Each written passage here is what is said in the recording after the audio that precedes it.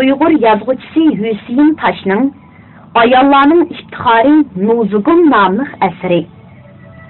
Bu əsər Beliqut şirkətində avazga elinib, Beliqut torida anlatıldı. Hər qaysı torbətlərinin xalığanca köçürməsligini, əmgəkimizə hörmət qilishini ümid qilamiz. G'azab o'ti. Do'stlarga Nuzugum haqidagi hikoyani so'zlab berishdan ilgari Nuzugum qatnashgan qo'zg'olonning maydonga kelishiga ta'sir ko'rsatgan turtki bo'lgan hikoyalarni so'zlasak, hargizmi ortiqchilik qilmaydi. 1765-yili, ya'ni buningdan 208 yil ilgari, Qing sulolasi hukumatining Uchturpan xon ambili Suchun yerli xalqdan 240 nafar kishini jigdi ko'chi tutish uchun Hasharga tutib, Hasharchilarni haydab menishga o'zining o'g'lini tayinlaydi. Ambalning o'g'li xalqning holiga yetmaydigan, tayyorga hayyor, g'urun, rahimsiz erki begzodi edi. U o'zining yuk taqinlarini Hasharchilarga ko'tarib mangmoqchi bo'ladi. Bu qarab turib jafokash fuqarolarni bo'za qilganligi edi. Hasharchilar uning yuk taqinlarini gap qilmay ko'tarib mangan bo'lsa-mu, lekin yuk taqinlarni qayerga ko'tarib elib boradiganligini bilmaydi.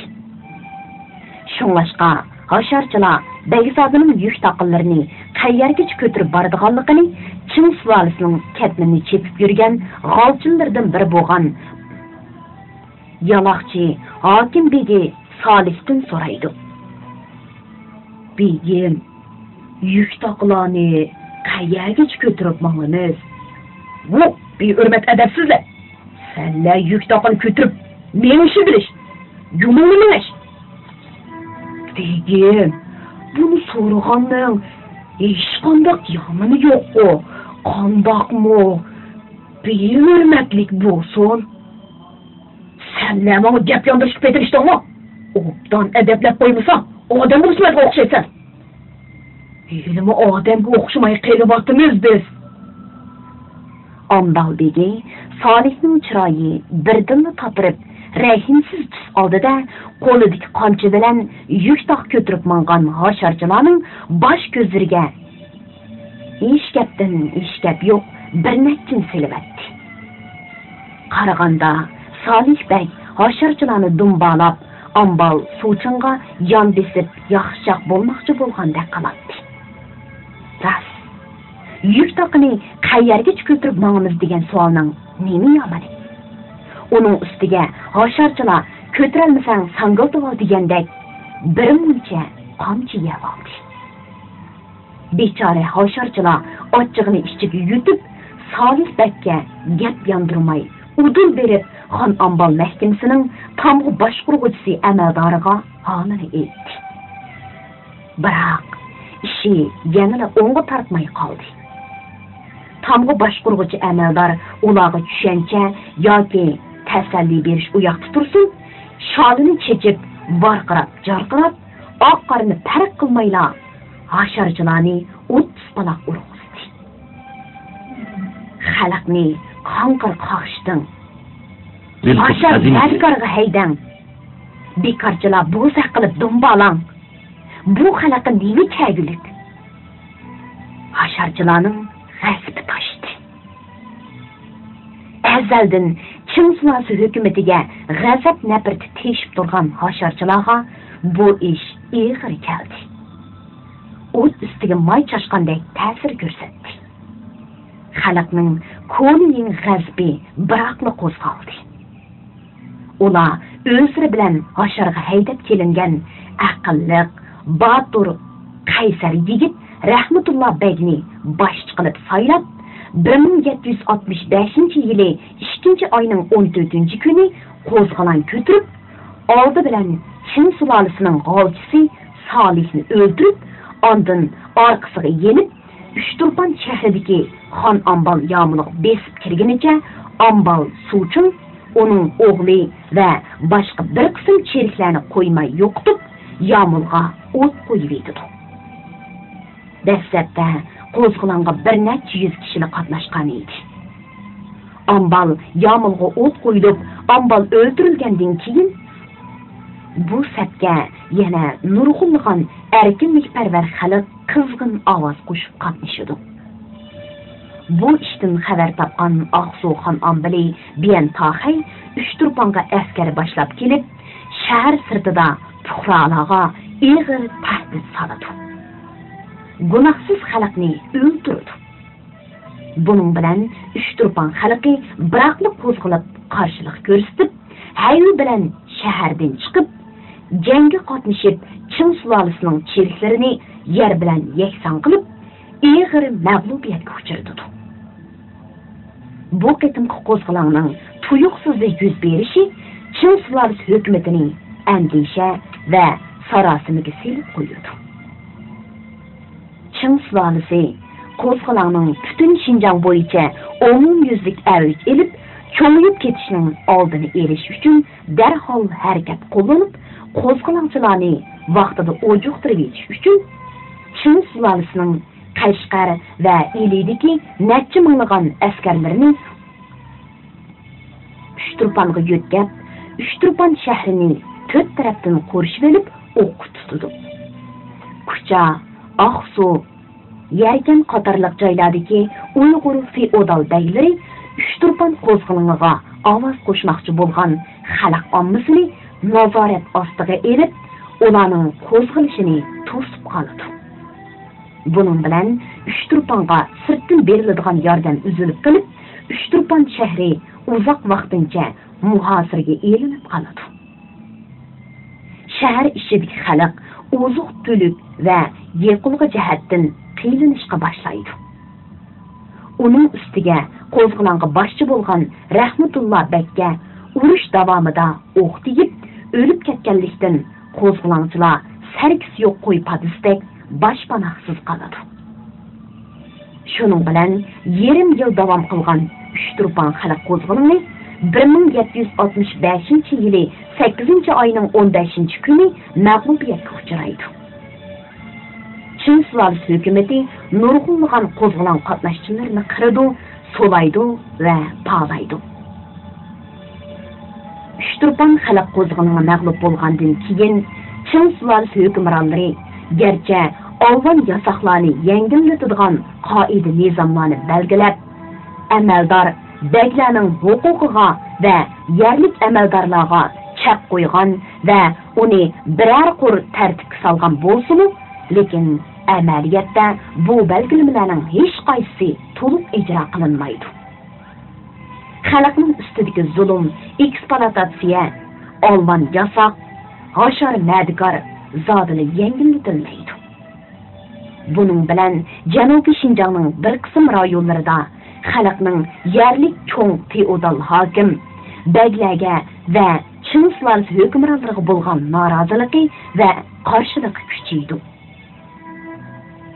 Uchturpon xalqining jiddiy yig'iliq qo'zg'olonining ta'siri bilan 1815-yili Qashqarda Ziyovuddin Xo'ja boshchiligidagi xalq qo'zg'oloni portlaydi. Ziyovuddin Xo'ja Qashqardagi Qora tog'liq musulmonlarning oxuni edi. Ziyovuddin Xo'ja odatda yerlik nomrod xalqqa va yaqin atrofdagi nomrod qirg'izlarga moddiy jihatdan yordam berib turadigan bo'lg'achqa, kambag'allarning himoyasiga erishib qolgan edi. Qo'zg'olon ko'tarilishdan ilgari Ziyovuddin Xo'ja Qora tog'liq, Oq tog'liq degan chek-chigirni buzib tashlab, Oq tog'liqlarning mo'tiveri Hoshim Xo'janing qizini to'qonliqqa elib, yurtiga elib ketmoqchi bo'ldi. Biroq bu ish Qora tog'liqlar bilan Oq tog'liqlarning qarshiligiga uchraydi. Shuning bilan Ziyovuddin Xo'ja Qashqarning katta xo'jasi bo'lgan Yusuf Xo'jadan bu ishga ruxsat qilishni o'tinadi. Chunki Yusuf Xo'ja o'sha yillari har ikki tog'liqlarni boshqaradigan yerlik hukmron edi. Biroq Yusuf Xo'ja bu qiz Hoshim Xo'janing qizi. Appa hocamning mazırığı yaqin yerda turish kerak. Yiroqqa elib ketishga bo'lmaydi, deb Ziyovuddin xo'janing talabini rad qilib aytdi. Buning bilan Ziyovuddin xo'janing qo'rsqiga jin kirib, xalqning Qing sulolasi hukmronlariga yerlik baglarga bo'lgan noroziligidan foydalanib, bir necha yuz kishi va yaqin atrofdagi qirg'izlarni harakatlantirib, 1815-yili 8-oyning 4-kuni qo'zg'olon ko'tarildi. Shuning bilan Qashqardagi har millat xalqining feodal hukmronlar sinfiga Qing sulolasi hukumatiga bo'lgan g'azab nafrati lavildab yenishga boshlaydi. Qo'zg'olonchilar Qing sulolasining Qashqardagi ba'zi amaldorlarini va sheriklarini o'ldirdi. Qing sulolasining otxonasiga o't qo'yib etdi. Afsus, shu yillari kishilar necha xil mazhablarga bo'linib ketganlikdan Ziyovuddin xo'janing qo'shindagilarning soni oz edi. Shunlashqa Qing sulolasi boshqa joylardan yo'tkab kelgan necha minglagan sheriklar bilan elishishda ro'shan kuch selishtirmasi bo'lg'ashqa ularga kuchi yetmaydi. Shunda qilib Ziyovuddin boshchiligidagi bu qo'zg'olon oran bir oy davomlashib, oxiri Qing sulolasi hukumati tarafidan bostirildi. Aslida Qashqar xalqi bu qatimqi qo'zg'olonda cho'ng feodal xo'jalarga va Qing sulolasi hukmronlariga qarshi turib, feodallik tuzumni og'dirib tashlashni maqsad qilgan edi. Biroq Ziyovuddin xo'janing maqsadi yanada Qashqarga feodal boshliq bo'lish edi. Albatta, qo'zg'olonning mag'lub bo'lishiga Ziyovuddin xo'janing mansab qarshimi ta'sir ko'rsatgan bo'lsa kerak. Chunki u haqiqiy turda xalq manfaatini ko'zlab qo'zg'olon ko'tarmagan. Shundoq bo'lsa-mu, bu qatimqi voqeani xalqning manfaati va ro'yi bilan selishtirganda Uchturpan qo'zg'olonining davomi deyishga bo'ladi. Qing sulolasining xalqni qonliq bostirishi, olvan yasoqlarning texmi ko'payib ketishi, yerlik baglarning texmi haddidan eshib ketishi tufaylidan jamiyat tinchimaydi. Tarim o'ymonligining g'arbidagi Uyg'urlar orqin-orqadan qo'zg'olon ko'tardi. 1820-yilga kelganda Qing sulolasining Qashqarda turishliq nasihatchi ombili Bingjingning qilmagan askiliklari qolmaydi. Xotin qizlarni bo'za qilib dakma haddidan eshib ketdi. Qo'l ostidagi xo'jamlar, amaldorlar Qashqar xalqini har xil usullar bilan qoqti-so'qti qilib, zolimlikda uchiq chiqadi. Xalqni chivinchilikni ko'rmaydi. Buningga qarta xalqning noroziligi kun sayin eshib boradi. Bir qism baglar xalqning g'azab, nafrat va besim tufaylidan qo'zg'olon ko'tarishdan ansirab, amalsiz holda Ili Jiangjuni Qinshanga nasihatchi Ambal Bingjingning jinoyatlar ustidan shikoyat qilib, birlashib imzo qo'yib arz sunadi. Biroq Ili Jiangjuni Qinshang xalqning arz shikoyatiga quloq solmay, Bingjingni ayblash, jazolash u yoqda tursin, uni qanot ostiga elib, oqlab, gunohni xalqqa do'ngab, bir qism baglarni xalqni yaxshi boshqurmoqsan deb ayblaydi. O'lmakning ustiga tepmak degandek, bu ish xalqqa bekma ori kelib, ularning g'azabini qo'zg'aydi.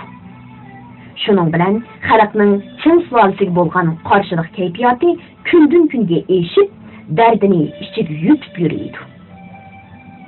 Mana bu shunday xalqlik mazgilda Jahongir Xo'ja o'zini Muhammad alayhissalomning avlodi deb atab, musulmon ommasining oldida o'zining inovatini o'stirib, fursatdan foydalanib, kishilarni qaymoqtirib, xalqning himoyasiga ega bo'lib oladi.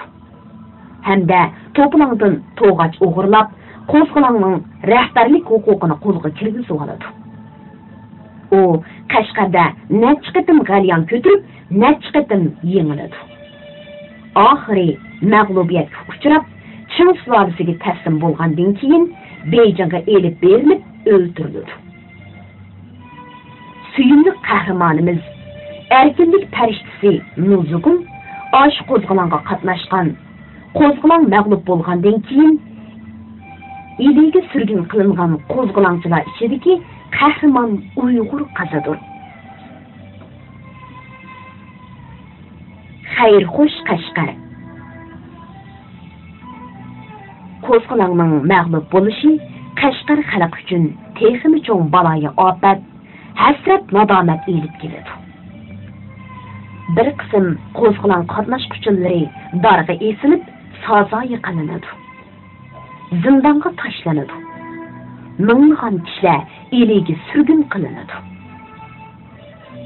Qashqar xalqining erkinlik osmonini Qing sulolasi hukmronlarining zulmatlik tumanlari qoplaydi. Xalqning yurak bag'ri azob uqubat, dard alamga to'ladi. Kishilar oqshomlari taloga chiqish u yoqda tursin, kunduzlarimi ko'chada erkin ozoda mangolmaydi. Uylarida xotirjam uxlay olmaydi. Chunki yerim kechalari tuyuqsizda kishilarning ishiklari zarbi bilan qattiq urilib, cheriklar kimlarnidir urib, dumbalab, udul yağmurga elib ketishdi. Atsi ya darg'a osidi, ya zindonga tashlaydi. Bir qismlarini eliga surgun qiladi. Eliga surgun qilingan kishilarning ko'pinchilari olli qandoqdir boy xo'jam, bag deganlarga qulluq setib etiladi. Ash surgunlar ichida ushoq o'rilgan tol-tol chochlarining ustiga oq uzun ro'mol. Ro'mol ustiga gullik chiman do'ppi kiyib olgan, qora ko'z, bug'doy o'ng, qang'sharliq kelgan, chiroyidan g'azab uchqunlari chaqnab turadigan Uyg'ur qizi Nuzugum bor edi. Uning nozik qo'llari orqasiga qayrilib, qil arg'amchida bog'langan edi. Endi bo'yiga yetib, go'zal yoshlikning tayzini surmay turibla, xalq bilan ham nafas bo'lib, qo'zg'olonga qatnashgan, qo'zg'olon mag'lub bo'lgandan keyin surgun bo'lgan bu qiz qo'zg'olon haqida qo'shiq putib, o'zining g'azab nafratini ifodalaydi. Zalim duvang zar yig'latdi, yo'qsullarni ko'p qaqshatdi. Yosh demidi va yoki qeri, darg'a osdi, pulga sotdi. Ni yigitlar, sulg'an qizlar, erk yo'lida qonga patdi. Gunohi yo'q ma'sumlarning boshlariga qilish chopdi. Tuman daryo nahri totdi, suv o'rnida qonlar oqdi. Shohid bo'lib shu tarixga minglab nuzub nazmi qotdi. Nuzugumning eliga surgun qilinishi uning bechara dadasi, urug' tuqqan qo'lim qo'shna tunish berishlarining ichini o'rtaydi.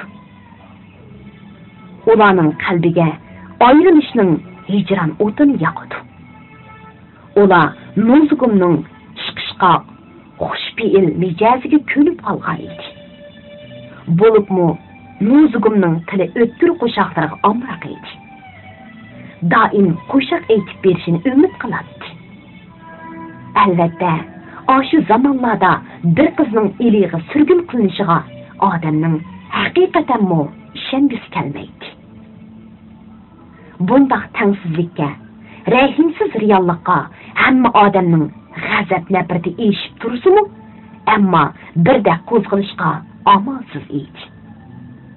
Ular Nuzugumning surgun qilinishiga chidamay, taram-taram yoshlar oqqizdi. Tuman daryosi eg'ir sukutga cho'midi. Qing sulolasining cheriklari qo'llarida nayza qilish, miltiqlarini ko'tarib, maydondagi xalqqa hayli bilan qarab turadi. O'ttirda paloqlab yurgan cheriklar surgunlarning qo'llarini bir-biriga chet bog'lash bilan ovora edi.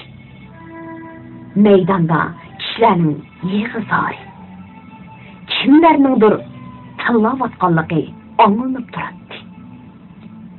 Sürgünlər bir-biriga chetilib bo'lgandan keyin Yomilning begi bar ovozi bilan varqiraydi. Maydonda birdilla yig'i-zora, qiyoq suran ko'tarildi. Xo'sh, bolam omon bo'l. Seni Xudoga topshirdim bolam. Dada, yuğuda özlerini köprek asırsılar. Dada, nerede parası? Noinsof zolimlar. Qaranglar, qizlarimizni dafsanda qilganni ozdab, ya'ni iliq surgun qilganni. Maydondagi kishilar o'zlarining o'g'li, eri, dadasi bilan yig'i-zora hasrat nadomat ichida xo'shlashyapti. Surgunlar ig'ir munga cho'mgan. Ularning chiroyi tatirib ketgan edi. Ularning o'zlari o'z cho'ng bo'lgan diyori azizona Qashqardan ayrilg'usi zodi yo'q edi. Surgunlarning qishig'a yaqin borganlar miltiqning payniki, nayzining dastisini yeb, amalsiz to'xtab qolishga majbur bo'ladi. Surgunlarni uzatquchilar ichida soqili qushdek oqargan.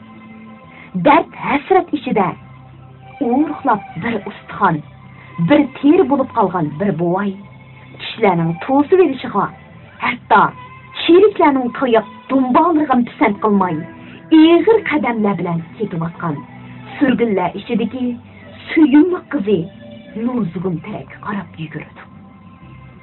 Hasratlik munojat o'qib, maydondagi kishilarning va surgunlarning yuragini ezib yetdi. Xo'sh, gul qizim Nurzugun. Yurib turgan yulduzim. Kulbat beshingga. Tutqun bo'lding qunduzim. 10 gününün bir günü. Içilmağan Nurzugun. Pıraqların bir suni. Çekilmağan Nurzugun. Ot kısalsı köymezsin. Hem de köyüp kül boldum. Yağmur yakkan bağladay. Köz yeşimde hül buldum. Duvan diyen kasabet. Onun da yok şapaat. Abbaq sakal yolundu. Yüreğim çak çak boldu. Hiç kim bendek bulmağay. Amra kızım Nurzugun ay. Akaldım mı ayrılsam. Sinildim mi ayrılsam. Buvayning ko'zlaridan qaramlab to'kilayotgan yoshlari oppoq soqollarini namlaydi. Ras, qaysi bir dadining yuragi o'zi qizi azob chekayotgan, ko'rib boqmagan boshqa yurtga surgun bo'lib ketayotganda azob ichida mujilmisin? Ko'zlaridan hasrat yoshlar to'kilmisin? Buvayning Nurzugunga qarab asabiylarcha etilishi jannatlarning qo'lidagi miltiqning payniki bilan urib to'sib qilinadi. Nurzugun, canım kızım, yürek param. Buvay shundoq deganicha yerga yiqiladi. Dada! Nurzugun dadasining yerga yiqilganligini ko'rib, ertilib chiqib orqa tarafga yugurdi. Biroq sheriklar Nurzugunni tortqushlab dadasining qishig'iga yo'latmaydi. O buvay kimgina? Ajab qahramon bir qizni tarbiyalabdi. O buvay boshqa birisi emas, ayni yillar qo'zg'olonga qatnashib, xalqqa bosh bo'lgan Solih Ponsod degan shu. Yaraysan buva. Tova, bu qizning dadasini do'rig'ini qaranglar. Mana men degan erkaklardek turmamdi. Buvayning badam do'ppisi qayerga doğru tushib qolgan edi. Buvay u yerda ussiz yotibdi. O o'lgirlar, qiyilib qolgan buvaynimi shunda urgan bormi? Kimni o'zining pushtidan tomga borib tushidi son deyman. Hoy bola! Gepon bo'lsa nima deyish? Dadamga chaqirg'uchi bo'lishma. Nozugum dadasining teshig'i berish uchun xeyli zo'riqqan bo'lsa-mu, zodila amal bo'lmaydi. Sheriklar uni dushkunlab oldiga minishga zo'rlaydi. Xayri xo'sh, dardman dada. G'amguzarim, yaxshi qol. Ko'zlarim oq o qarasi. Güzel ozoyim, yaxshi qol. Kaşlıqi puşun pələkmin meni səndən ayrıdı. Sayısı sərgül terəkmin şaxlarını qayırdı. Miskin qızın közləri tümən boyuğa baxıdı.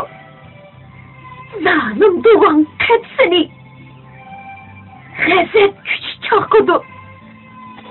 Nozugum özünün dadısığı bolğan mehr muhabbetini, intilişlerini, aziz diyarıqı bolğan sevginişini, Çin sulalisi mustabidçilerge bolğan g'azab nafratini va qalbiga bolğan ishonchisini yuqorqi qo'shiqlari orqali izhor qilib, cheksiz hasrat ichida bir ko'z orqasida qolgan holda dadisi bilan xo'shlashdi. U Çin sulalisi cheriklarining to'sishiga urib dumbarishiga pisand qilmay, yurtdoshlariga qarab mardonalik bilan belli o'ynab, belli o'sgan yori do'stlar, yaxshi qol. Miskin boshqa soyi bergan bo'ston yurtlar, yaxshi qol.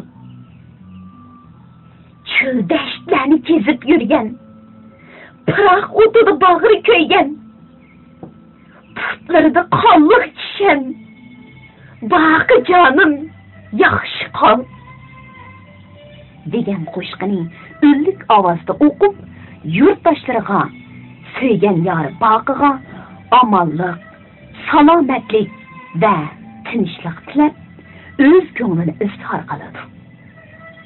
Aslida Nozugumning sevgan yigiti baqimi bu qitimqi qo'zg'olonga qatnashgan. Qo'zg'olon mag'lub bo'lgandan keyin dashti bayabonga surgun qilingan. Nozugumning aksi Nozugumdan bir necha kun burun eliga surgun qilingan edi. Bir oilaning beshiga kelgan bundoq kelishmaslik haqiqatanmi odamning ko'nglini yerim qilib, azoblamay qolmaydi. Nozugumning o'zining eliga surgun qilinib, u yerlarda nemish qiladiganligini o'zini tasavvur qila olmaydi. O'ylab yetolmaydi.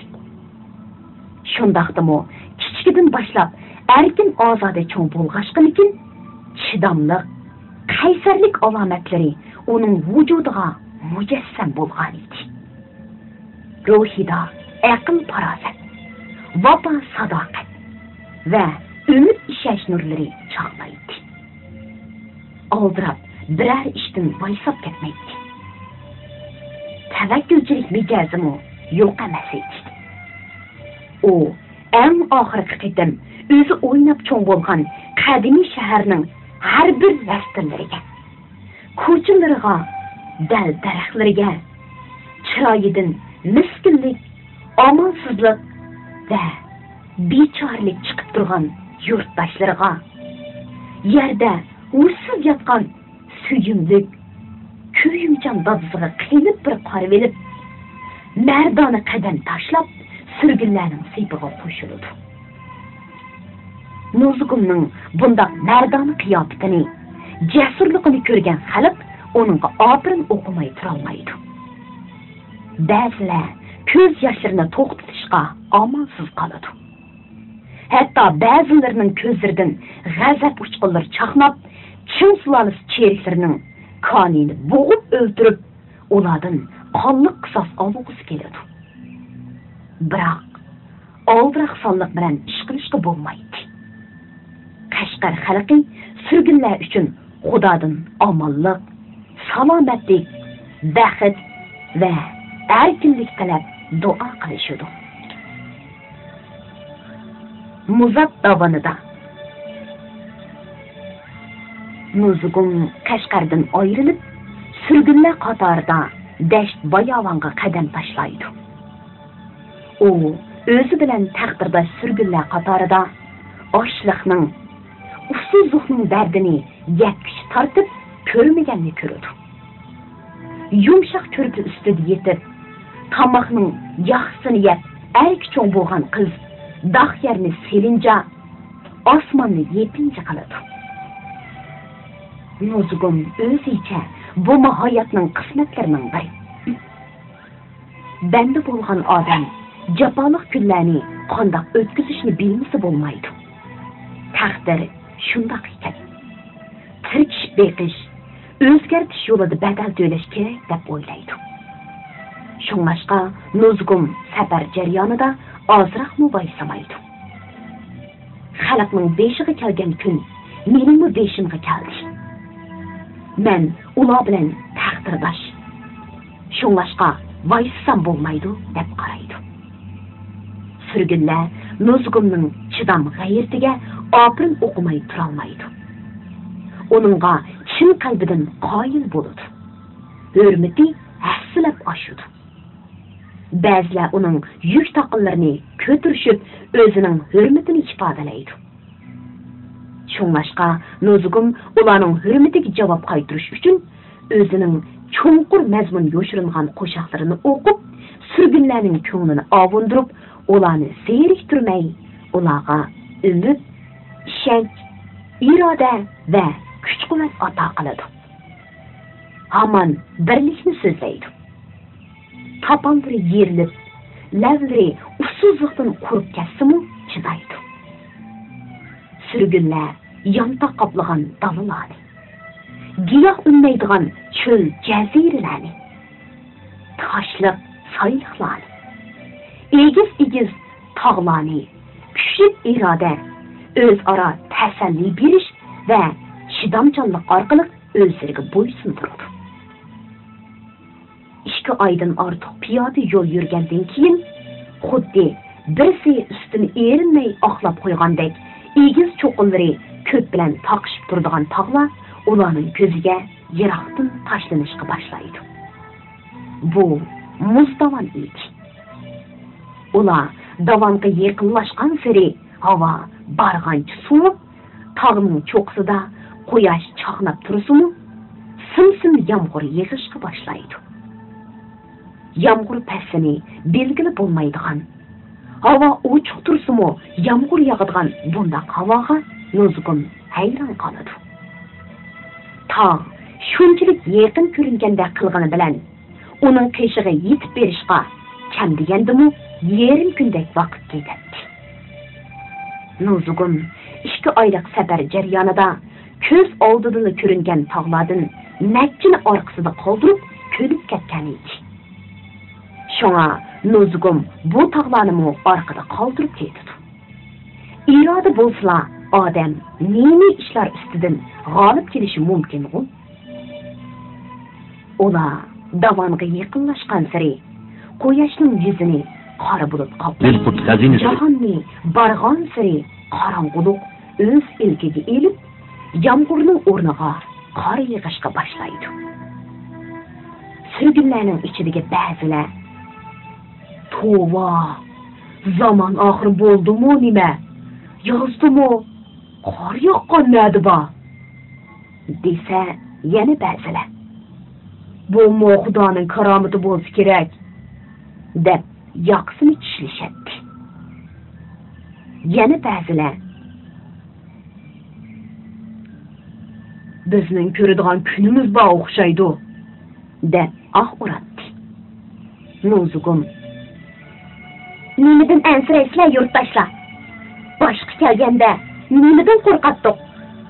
Ko'rnilar ko'ringan tog' yiroq emas debdikan. Bizning bu zulmatdan qutulib qoladigan kunlarimizga oz qolgandi. Xudo buyursa, yurtimizga ketib olaymiz" deb ularga tasalli berdi. bu qizning bunchalik hayratga, irodaga kelganligini ko'rgan surgunlar o'zicha Nuzgulning so'zlariga qoyil bo'lib, shuk bo'lib qoladi. Ular Muzat tog'iga yetib kelganda, allaqachon qorong'i tushib, atrofdagi narsalarni farq etgili bo'lmaydigan bo'lib qolgan edi. Mushu vaqtda Nuzgul qechishni o'ylaydi. Biroq davom ichidagi yo'l birli bo'lg'ashqa, oldiga qarab qochsimi, keyniga qarab qochsimi, o'xshashla sheriklarga tutilib qoladi. Yo'lning bir tarafi egiz tog'lar bilan qo'rshalgan. Yana bir tarafida cho'nqur hang bor edi. Surgunlar bir-birini tutib, o'zaro yurishib mangmay, ozroqli bexastalik qiladigan bo'lsa, tugashgani shu edi. Ulardagi hayotga, erkinlikka bo'lgan cho'nqur istak hamon ularni chidam g'ayratga va irodaga kelishga undaydi. Ular xeyli mang'andan keyin sal kengroq bir joyga kelib to'xtaydi. Ehtimol oldi tarafdan tinch amon o'tib ketish ta's bo'lsa kerak. Sheriklar gulxon yiqib, mush yerda tunaydiganligini aytib, surgunlarni qaytadan chetib qo'ydi. Qor xuddi aldakda tasqigandek ushshaq tushmoqda edi. Osmonning biror burjigidan ozroqmi yorug'likni tark etgani bo'lmaydi. Yiroqdagi tog' cho'qqisidan bo'rlarning g'uvlagan ovozi pat-pat anglanib turadi. Davon birdan sukutga cho'msa, birdan bo'rining g'uvlagan ovozi bilan texun vahimlik sirli holatga kiradi. Surgunlarning ba'zilari hordiq yetgan bo'lsa kerak, qattiq sovuqqa qaramay uxlab qolishgan bo'lsa, ba'zilari turib Xudo deb qo'yishadi. Bundaq surlik ham buruqdim kayfiyatga qarab, Nuzgul ko'ngli buzilgan holda qo'shiq o'qiydi. Ayni bulut to'sibdi, yulduzlarni o'chibdi, gör azobi o'lishdim, tirishlarga ko'chibdi.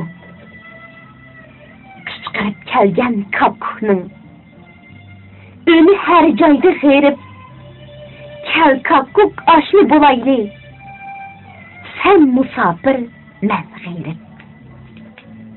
Muzdavonda qor yog'di, tuzlamda yalon yomg'ir, dardmanlarga kun bermas, duvang chiriki qonxo'r. Muzdavonning yo'lidan o'tmasga amal bormi? Ili xo'g'i borg'icha jinimiz aman bormi? Nuzgulning hasratli qo'shig'iga surgunlarning hammasi jo'r bo'lib, butun davonni larziga selibatdi. Bo'libmi uning ayni bulut to'sibdi, yulduzlarni o'chibdi, gör azobi o'lishdim, tirishlarga ko'chibdi degan bir ko'klik qo'shiqini surgunlar qayta o'qiydi. Ularning umumiy xo'ri ularni yonab mangan sheriklarni vahimaga silib, g'al-g'al titirtib yetdi. Rahimsiz sheriklar o'zlarining qo'rqinchoqligini, vahimaga tushib qolganligini chandurg'us kelmay, qo'lidagi miltiqning paynigi bilan surgunlarni uradi.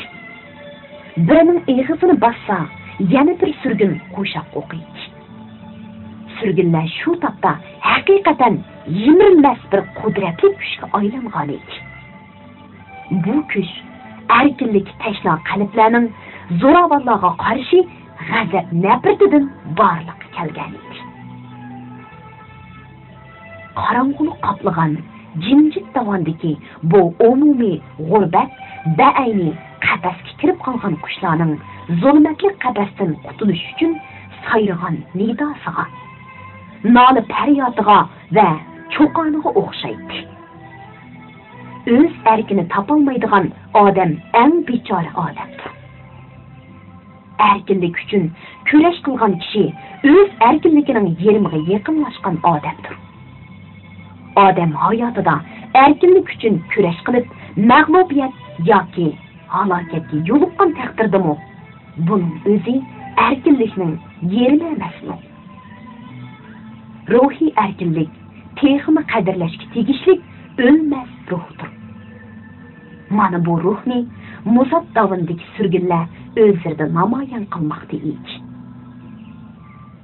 Nozugum Qashqardan ayrilib ko'rmaganni ko'rdi. U Qashqarning tuman daryo bo'ylari yeshillik purkangan jigdi chechkining purqi dimoqqa urilib, odamga huzur beg'ishlaydigan vaqtda oppoq dona-dona ujmalar pishib, Bashkiramning o'riklari bozorga kiradigan chog'da Qashqardan ayriladi. Mana endi u texi yoz turibmi muzdavonda zimiston qishni ko'ryotadi. Tabiatning bu xil o'zgarishi Nozugumning o'z erkinligini tepish yo'lida qo'zg'olonga qatnashib, amdilikda qo'lga tushib qolgan qismatiga bak o'xshaydi. Nozugum muzdavondan o'tish jarayonida so'g'uq o'tib, qizitib qolgan bo'lsa-mu chidaydi. Ili diyorining yeshil bo'stonliqlariga olishib, ko'ngli ozroq orom topgandek bo'ladi. Yo'l bo'ylarida onda-sonda uchrab qoladigan yerlik Uyg'urlarni ko'rib, ichida xushal bo'ladi.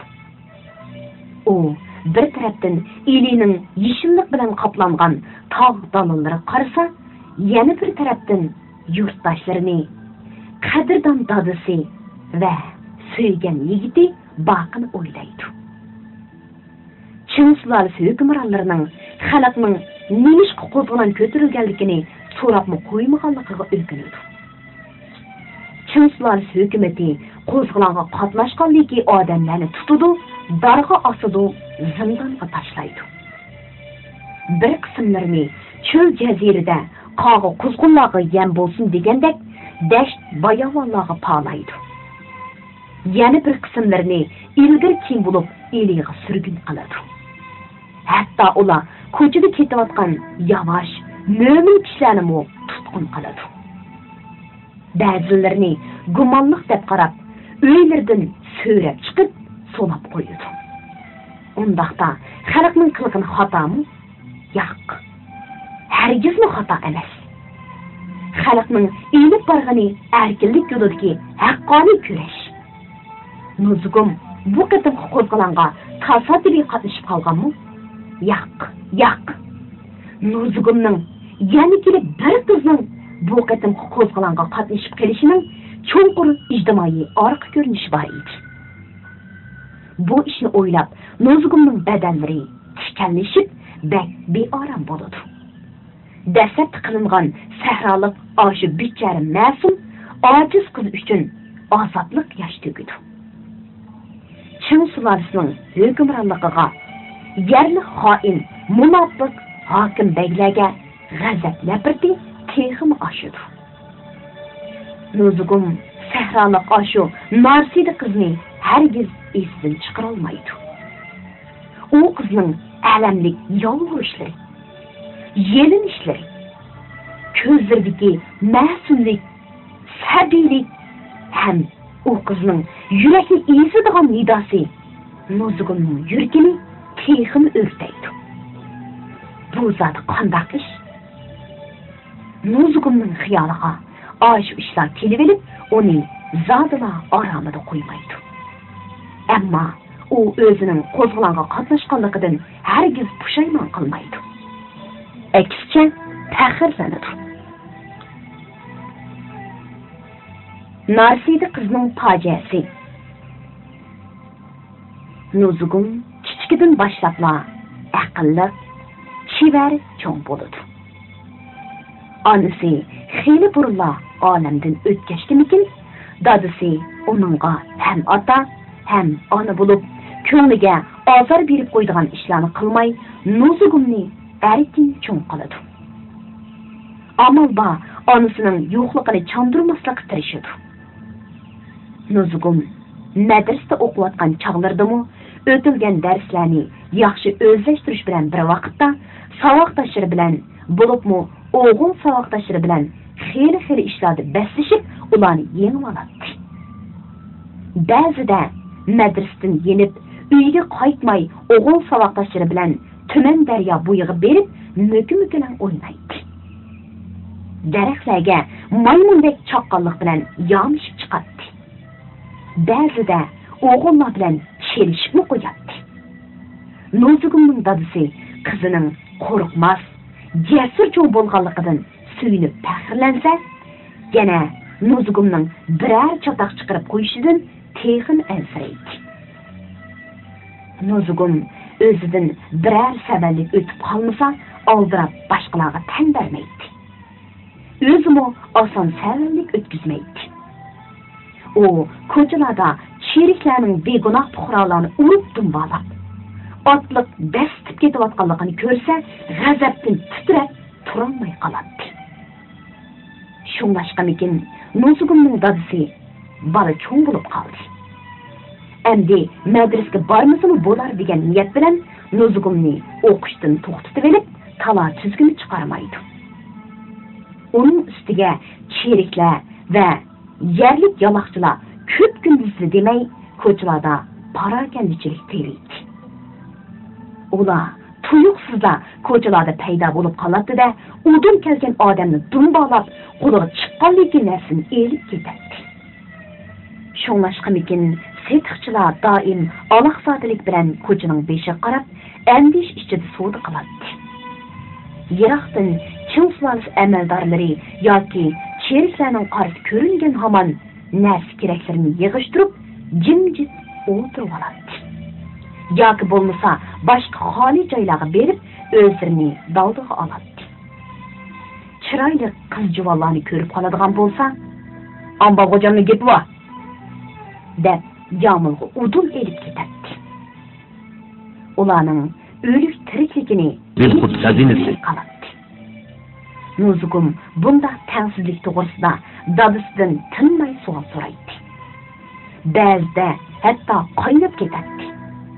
Biroq dadisi qizining biror falokatga yo'liqib kelishdan ansirab doim "Qizim, sen ko'p ishga aralashma. Sirtqa chiqib qolsang, balduroq uyni tepib ol.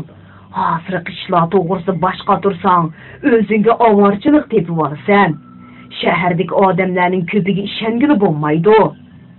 Eg'izga qarasang, Xudoni eg'izdan tushirmaydi. Mening beshimdan o'tgan ishlarni esingda saqlasang bo'ladi. Hamma ishning vaqti, soati bo'ladigan o'xshaydi. Sharoit pishib bitilsa, uni hech qanday kuch to'sib qololmaydi. Ular nimishqa bekordan bekorga avom xalqni bo'zaq qiladi? Bular qamaydi. Dunyoda ularni boshqaradigan, to'sadigan odam yo'qmi? Bu jahonning egisi yo'q jahonmi? Undoq dema qizim, yomon bo'ladi. Boshqaradigan egisi Alloh taolo. Men deydim-ku, hamma ishning pishib yetiladigan vaqt soati bo'ladi. Bu kunlar Xo'jam va yerlik amaldorlarning beshiga kelganda ko'rdi. Hozir ular qanday qilsa haq. Haqni urib, tilgisimi, o'ltirsimi haq bilan dada. Qizim, men dedim-ku, hozir ortiqcha ishlarga orinishadigan zamon emas. Bu ishlar rostilla Nozugumning kallasidan o'tmaydi. Qing sulolasi sheriklarini ko'rib qolsalar, ularga bir xil g'azab, nafrat va o'shmanlik bilan qaraydi. Hatto u Qing sulolasi sheriklaridan bir qatim qamchi yeganmi bo'ldi. U sheriklarning kishilarni urib dumbalishi qarab, hangliq turganda orqasidan otliq bir bek kelib, "Nimaga qarab tursan?" deb Nozugumning dumbisiga bir qamchi soladi. Bu ish aram turgan Nozugumning o'g'sini texini o'rtib, g'azab nafratini qo'zg'agan bo'lsa-mu, ochiqini ichiga yutdi. O'ziga qamchi solgan bagni otdan yulib tushib, adibini berib qo'yay dedi-yu, sheriklarning ko'pligini ko'rib, jim bo'lib qoldi. Shuningdan keyin Nozugum o'ziga biror kelishmaslikning keladiganligini o'ylab, yanada pichoq elib yuradigan bo'ldi. Bir kuni Nozugum qetiq elish uchun qetiq bozoriga boradi. Qetiq bozorining do'qmishidila chiroyli, texi sabiyligi mana mendab chiqib turadigan qora ko'zlik, bug'doy o'ng, uchisiga ko'nroq ham teniga yo'g'on kelib qolgan atlas ko'ylak kiyib olgan, sochlarini ushoq o'rib, ustiga do'ppi kiyib olgan 14 yoshlardagi sahrolik bir qiz bir xumra qetiq, 2 piyola qaymoqni oldiga tizib qo'yib, xaridor kutib o'tiradi. Kichkina bir qizni shaharga qetiq sotqili kirgizishga ko'ngli qiygan qandoq bag'irtash ota-onadir. Nozugum qizga yesidashla qilg'isi kelib, uning qishig'i keldi. "Singlim, ismingiz nima?" "Gulsum." "Yeshingiz kichikmi turdi? Hajat o'zingiz qetiq sotqa chiqib qolibsiz-ku? Hozir shahar malaman tursa, otangiz ansirmandi. Dadamni olvonga tutib ketgan. Aslida qetiqni onam sotadi. 1-2 kun bo'ldi. Sog'siz bo'lib qoldi. Shunga bozorga qetiqni men chiqqan edim." "Qaraganda siz uyning cho'ng o'xshamamsiz?" "Ha-a." Nozugumning bu qizga ichi og'rib qoldi. Gulsum o'zining qetiq qaymog'iga xaridor saqlab, ma'sum ko'zlarini parqirtib, tugilib o'tirdi. Hamma odam o'zining turmush g'amida yuradi. Bechara qiz Nozugumning Gulsumdek biror singlis bo'lgan bo'lsa, munshadi. Kech kunduz yenidan ayrilmaydi.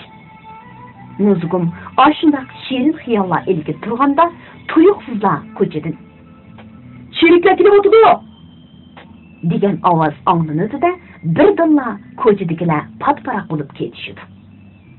Gulsum nima yuz berganligini anqirolmay joyida hangliqib o'tirdi. "Qo'pol Gulsum, o'zingizni dodiga iling." Qiz o'rnidan turib, oldiga tizilgan qetiq qaymoqlarni dastlashga tayyorlanayotganda, patparaqchilikda birisi qochaman deb uning qetiq qaymoq qochalariga tegib ketib, hammasini tugashtirdi. Qetiq qaymoq o'ldi. Xumra piyolalar sundu. "Mening qetiqim! Mening qaymoqim!" Gulsum un silib yig'laganicha oldidagi chekilgan qochallarga, to'kilgan qaymoqlarga qarab turdi. U kimni tillashni yoki nega qaytishni bilmaydi. Bu chaqda Nozugum jiddiylashib, qizning peshini tortdi. "Gulsum, o'zingizni dodiga iling." Biroq qiz sulg'an qochillardan, to'kilgan qaymoqlardan ayrilishga ko'zi qiymagan holda, qiqib qo'ygan qo'ziqdek o'rnidan madrabni qo'ymaydi. Dal shu chaqda otliq bir bey ikki cherikni agashtirib keladi. Nozugum darhol o'zini yonga oladi. Ikki cherikning oldida kelayotgan Uyg'ur bey hech narsa bilan chatqi yo'q, yig'lab turgan Gulsumni ko'rib, "Yuzingni yop, batqilib!" deb do'siga bir qamchi soldi. Qiz uning qamchisiga parvo qilmasdan, "Mening qetiqim, mening qaymoqim!" deb yig'lab turaverdi. Uyg'ur bey Gulsumga yana bir qamchi solay deydi-yu, oldi tarafga o'tib Gulsumning go'zal ruxsarini ko'rib turib qoldi-da, uning ko'nglidan birdilla "To'xta. Bu qizni Ambal begimga sovg'a qilsam, meni oltin kumush bilan mukofotlagandan sirt martabamni o'stirdi. Bir hiyla shilday. Hiylaqa bey bu navbat qamchisini ish qilolmay, "Hey, behayo! Ko'p kunduzda erlarning oldida yuzini echib yurishda uyalmadingmi?" deydi. Lekin Gulsum uning gapini anglaydigandek emas edi. U parvosiz qiyofatda, "Mening qetiqim, mening qaymoqim!" deb un silib yig'laydi.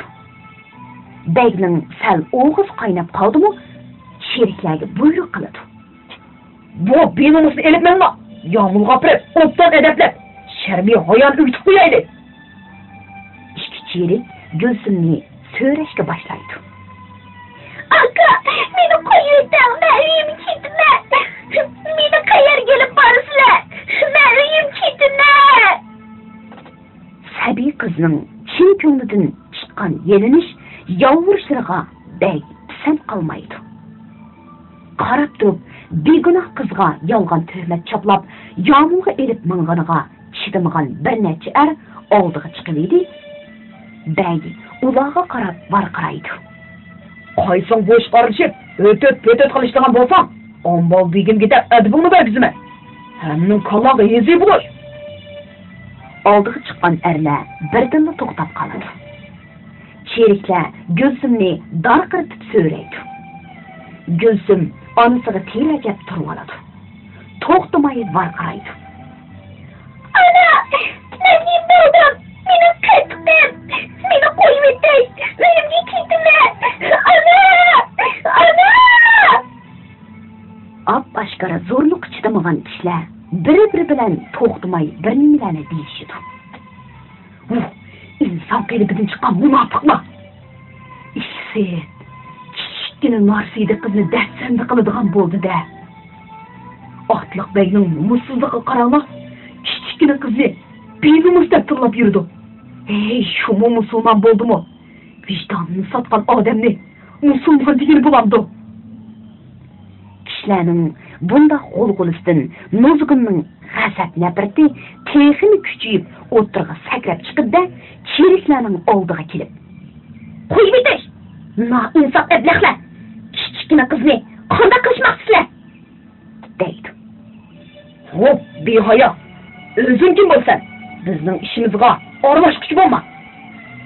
Qarab turib, kichkina Marsiyda qizga bo'xton chapladim. Kimning aralashqisi kelmaydi? Bunu elipmenla. Yağmurda noxorisi elip koyaydı. Cheriklardan birisi yugurib kelib Nozg'inni tutmoqchi bo'lib edi. Nozg'in ta'minlab turib cherikning ko'ziga birini soladi. Cherik pushmonlaq tushadi. Buni ko'rgan jamoat qaqoqlab kulishib ketdi. Bu ahonatga chidamagan bey etini choptirgunicha Nozg'inga qamchi shiltib etilib keladi. Nozg'in Beyning g'azab bilan shildigan qamchisini kap qilib tutib olib, birini tortib edi. Bey yerga domlab tushdi. Ishning chatoqligini sezgan ishchi cherik yonlardan qilishlarini chiqarib Nozg'inga aytiladi. Nozg'in darhol yenidan pichoqni oladi. "Kirisha, g'olchilar, qaysingning ajri to'shgan bo'lsa, shu bo'ldi kirish."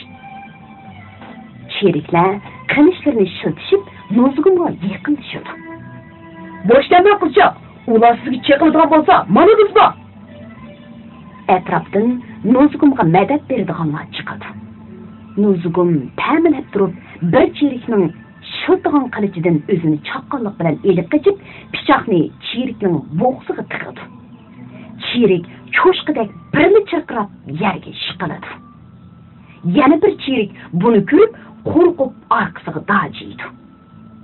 Dal shu chaqda jamoat orasidan biraylan, "Qizcha, o'zingizni dodiga iling, yana bir cherik kelyapti" deb barqaraydi. Shuning bilan jamoat o'r-to'pi bo'lishib, taraf-tarafga qechishga boshlaydi. Degandek, yiroqdan xeyli ko'p cheriklar mush tarafga kelyapti. Dal shu chaqda sog' qolgan cherik bilan bey Nozg'inni tutmoqchi bo'lganda oradan bir yigit chiqib, "Qizcha, qo'rqma. Mana men bor" degunicha Beyning orqasidan kelib, uni bir tepibla yerga domlatib yetdi. Ishning chatoqligini sezgan cherik orqasiga qarab qochadi. Nozg'in uni qo'g'lamoqchi bo'lib edi. Heliqi yigit Nozg'inning biligidan qopni qilib tutib chetga tortdi. "Cheriklarning kelayotganligini ko'rmayapsizmi? Har qancha qilsangizmi, ular tankilanmaydi.